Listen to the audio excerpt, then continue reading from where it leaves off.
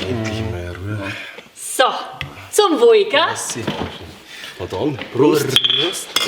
Ja, da sagt es ja erstmal alle fitz. Glaubst du das? In 5 Minuten ist eine Hochzeit und meine Ministranten sitzen beim Wirt und saufen ein Bier. Das ist nicht mal eine gesunde Einstellung. Aber Herr Pfarrer, heute eine Hochzeit, stimmt das schon?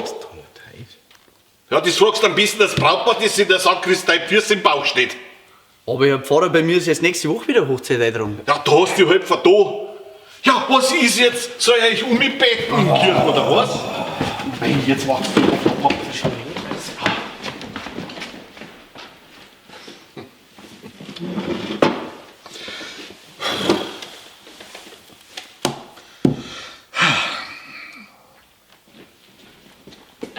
Herr Pfarrer, müssen Sie nicht auch zur Trauung um mich?